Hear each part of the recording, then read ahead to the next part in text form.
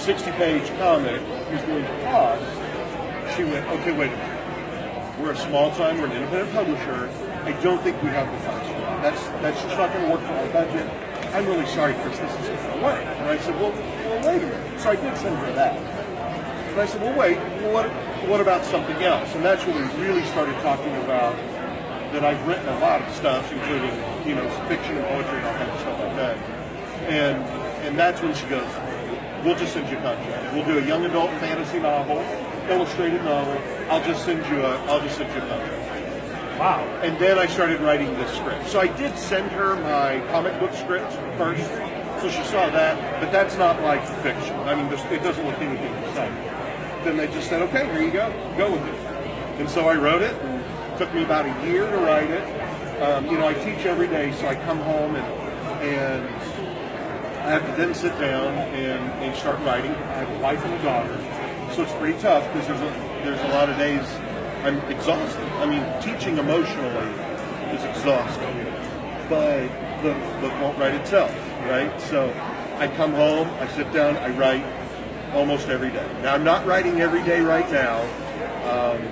I took a little break in the summer because I was spending a lot of time with nephews and my daughter, but now that school has kind of started, I'm ready to get back into it because I don't want it to last very long. And I'm working on book 3 right now.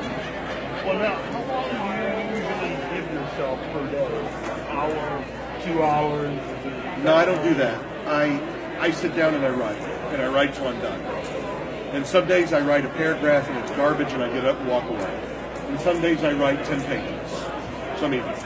It just depends. I try to write something, even if it's just awful, and I'm not happy with it. I've written, and I'm okay with that. I don't have to sit there and write it until it's perfect.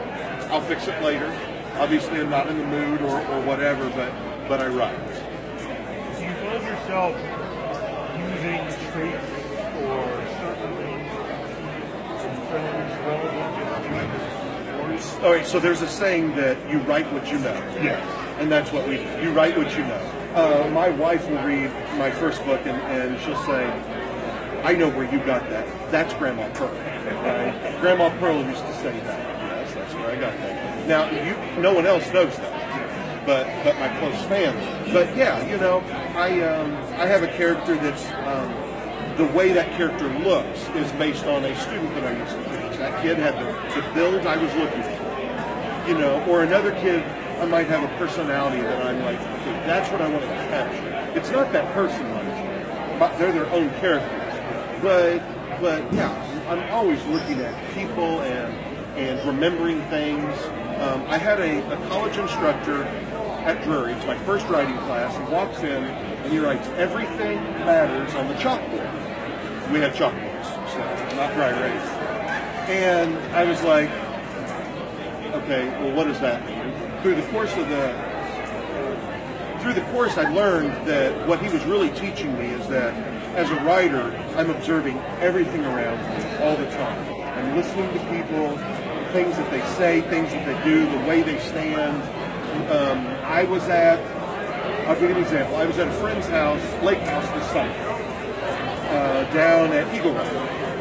And their little community had a birthday party, and they have a big pavilion, so everybody went. I only know the family we were down there with, they're friends of ours. So we're sitting under this huge pavilion, and there's all these people there, and I know none of them. So I'm kind of sitting to the side, which I like to do anyway. And I'm watching this little boy over here. He's about between me and the end of that booth right there. And 13, 14, there's some other kids there his age. And I'm watching this kid, and